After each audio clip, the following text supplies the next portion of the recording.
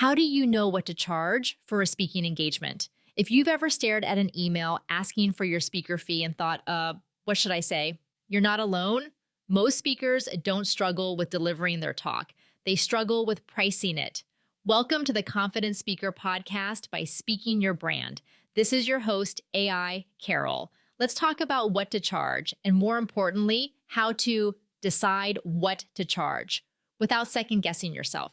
Here's the first thing I want you to know. Your speaker fee is not about the hour you're on stage. It's about the value of the transformation you create. I once worked with a client who calculated her fee based on time. She estimated 5 hours to prep, 1 hour to speak, 2 hours of travel, and multiplied by her hourly consulting rate. She came up with $2,100 and felt generous asking for it. But here's what she wasn't factoring in: the 15 years of experience behind that talk, the framework she had developed, the insight the audience would implement long after her session ended, the credibility her name added to the conference lineup. When she shifted her thinking from time spent to outcome delivered, her fees doubled and clients happily paid them. So how do you know what to charge? Let me give you 3 practical steps. First, know the market ranges, but don't let them box you in. Associations often pay between $1,000 and $5,000.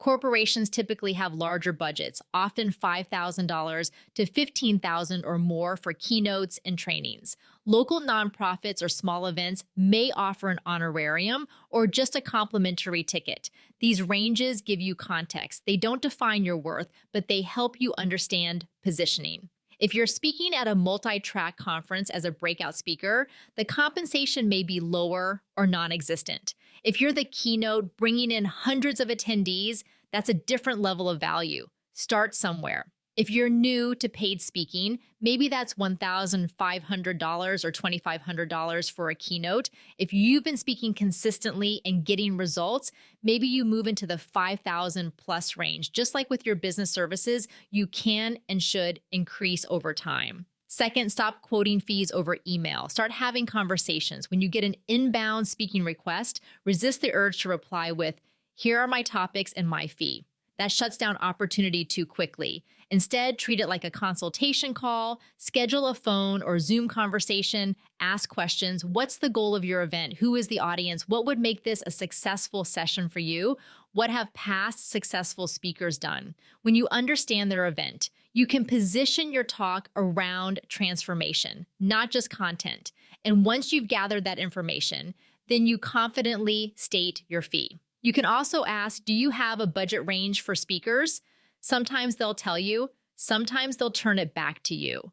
Either way, you're now in a negotiation, not a guessing game. And remember, if your fee is higher than their budget, that's not failure. It's alignment, especially when travel, time away from your business, or prep work are involved.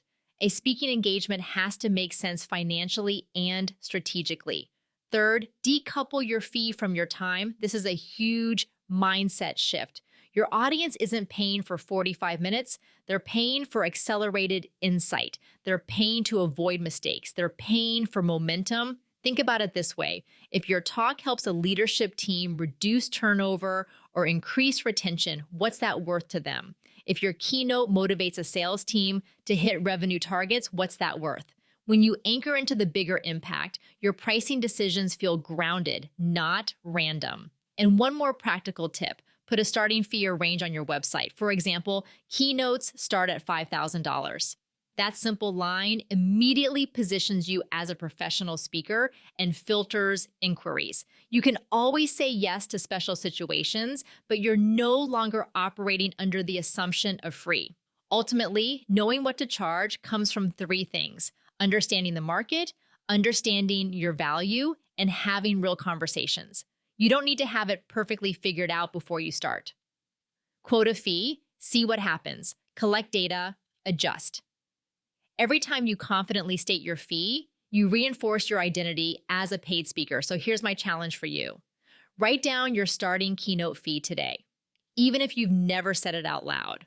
Put it somewhere visible. Practice saying it until it feels natural, because getting paid to speak isn't just about revenue. It's about owning your expertise. It's about stepping fully into thought leadership.